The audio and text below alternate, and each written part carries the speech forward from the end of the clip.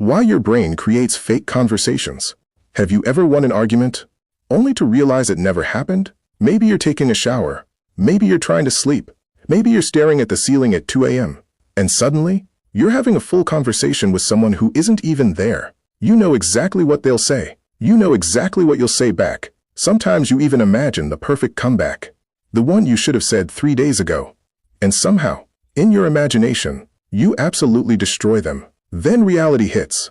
The conversation never happened. The person isn't even there. And now you're standing in the shower debating a fictional version of your coworker. But here's the strange part. Almost everyone does this. Even people who seem confident. Even people who seem calm. Even people who claim they never overthink. So why? Why would the brain spend so much energy creating conversations that aren't real?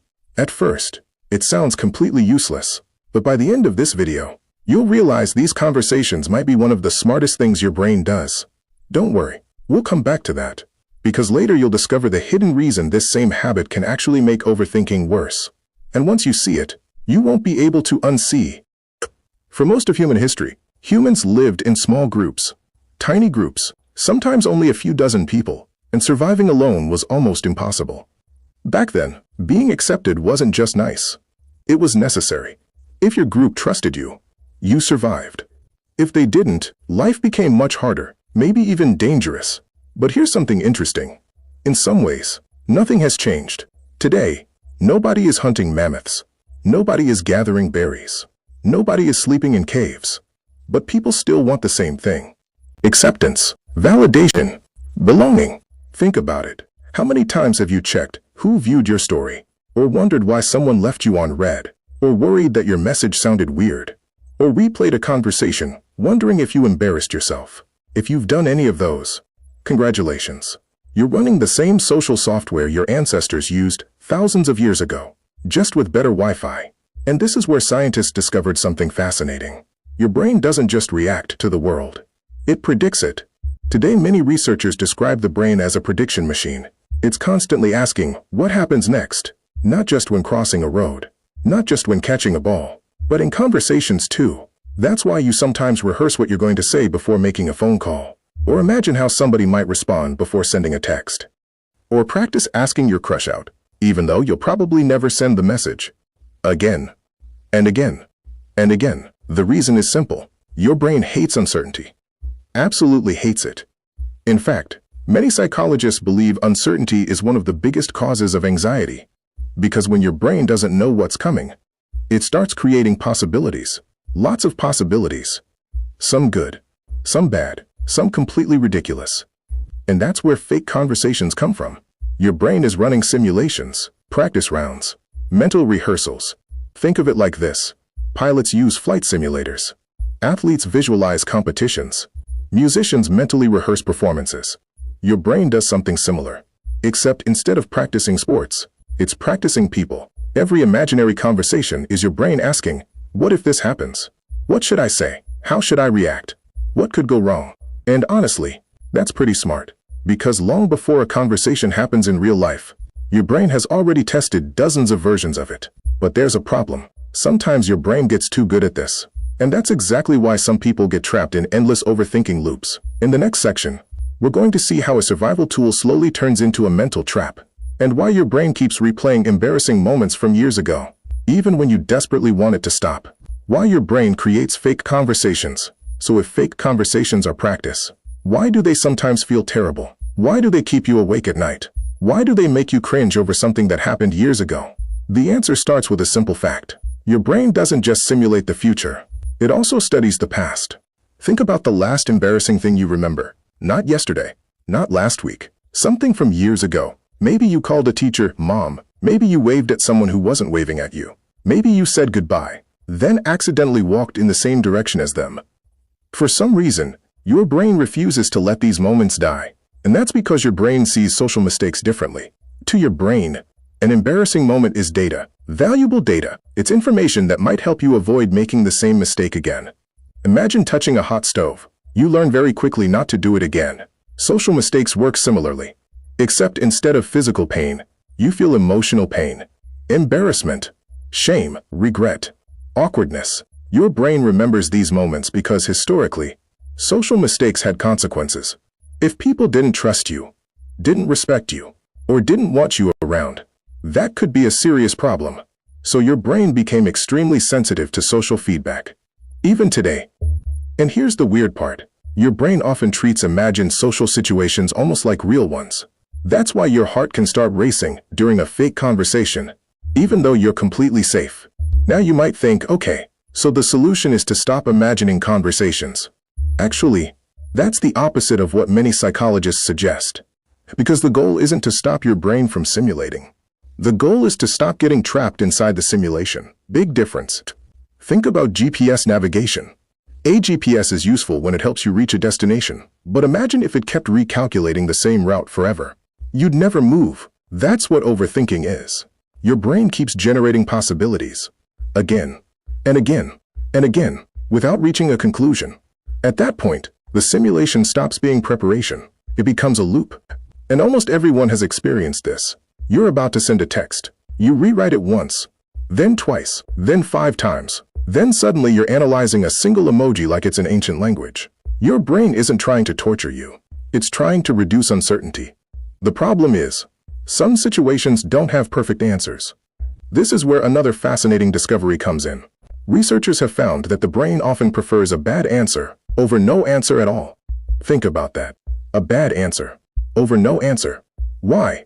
Because uncertainty feels uncomfortable. So your brain starts filling in the blanks. Maybe they're upset with me. Maybe I sounded weird.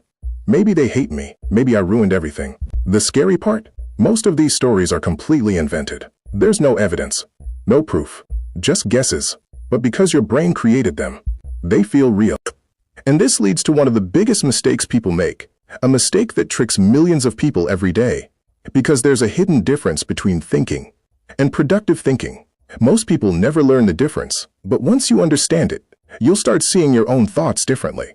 We'll get there in a minute. First, there's something even stranger. The conversations you imagine aren't always negative. Sometimes they're amazing. You're giving the perfect speech, winning the argument, getting the promotion, finally telling someone exactly how you feel. These positive simulations exist for the same reason, preparation. Your brain isn't just preparing for danger, it's preparing for opportunity too. Which means something important. The fake conversation itself isn't the problem. The brain creating simulations isn't the problem. In fact, it's one of the reasons humans became so successful. The real problem appears when you start confusing simulations with reality. When imagined outcomes start feeling guaranteed. When predictions start feeling like facts. That's when anxiety grows. That's when overthinking takes over. That's when the rehearsal becomes a prison. And in the next section, we're going to uncover the hidden reason your brain keeps doing this. The reason is connected to a network inside your brain that becomes active when you're doing absolutely nothing. A network so powerful that it may explain daydreaming, overthinking, self-reflection, and imaginary conversations all at once. And once you understand it, the way you see your thoughts may never be the same again. Why your brain creates fake conversations? So why does your brain keep doing this? Why does it keep creating stories, running simulations, and replaying conversations that may never happen? The answer begins with something happening inside your brain right now. Even when you're doing absolutely nothing. Except, you're not actually doing nothing. Scientists have discovered a network in the brain that becomes active when you're not focused on a task. When you're daydreaming, reflecting, imagining, or simply staring into space. This system is often called the default mode network. Sounds complicated, but the idea is simple. It's basically the part of your brain that becomes active when your mind starts wandering. And when this network turns on, something interesting happens. Your brain starts thinking about the past, the future, other people, and yourself, which just so happens to be the exact recipe for imaginary conversations. Think about the last time you zoned out. Maybe you were riding in a car, walking home, or waiting for food to arrive. Without even realizing it, your brain probably started creating scenarios. One good, one bad, one ridiculous. That's because your brain is constantly asking, what happens next? Not because it's broken, because it's trying to help. But here's where most people misunderstand their own thoughts. Just because your brain thinks something doesn't mean it's true. Read that again. Just because your brain thinks something doesn't mean it's true. Imagine your brain predicts that someone is angry with you. Does that make it true? No. Imagine your brain predicts you're going to embarrass yourself. Does that make it true? No. Imagine your brain predicts the worst possible outcome. Still not true. It's only a prediction, and predictions can be wrong. This is one of the most important lessons psychology has ever discovered. Your thoughts are not reality. They're guesses, some accurate, some inaccurate, some completely ridiculous. And that brings us back to the difference between thinking and productive thinking. Remember that curiosity loop from earlier? Here's the answer. Productive thinking moves toward a solution. Overthinking moves in circles. Let's say you're nervous about an interview. Productive thinking asks, what can I do to prepare? Overthinking asks, what if everything goes wrong? One creates action. The other creates more questions. One moves forward. The other gets stuck. And this is why fake conversations can either help you or hurt you. If they help you prepare, they're useful. If they keep you trapped in endless loops, they're not. The conversation itself isn't the problem. The direction is. Here's a strange experiment you can try tonight. The next time you catch yourself having an imaginary conversation, pause for a second and ask, am I preparing or am I looping? That's it. One question. You'll be surprised how often your answer changes everything. Because most people spend years fighting their thoughts, trying to stop them, trying to silence them, trying to force their brain to be quiet. But maybe that's the wrong goal. Maybe the goal isn't to stop the conversation. Maybe the goal is to understand why it's happening. Think about everything we've learned. Your ancestors depended on social groups. Your brain evolved to predict people. It learned to simulate conversations, to prepare for challenges, to avoid mistakes, to explore possibilities, and to make sense of the world before the world arrived. Which means those imaginary conversations aren't random. They're not meaningless, and they're not proof that something is wrong with you. In many cases, they're proof that your brain is doing exactly what it was designed to do: preparing, learning, predicting, adapt. So the next time you catch yourself arguing with someone who isn't there, or replaying a conversation from years ago, or imagining a situation that hasn't happened yet, remember this. Your brain isn't just talking, it's practicing. The argument may never happen. The awkward moment may never come. The scenario may never become real. But your brain doesn't know that. It's simply trying to prepare you for whatever comes next. And perhaps that's the strangest part of all. Those conversations were never really about other people. They were about you. And before you go, tell me the wildest fake conversation you've ever had in your head.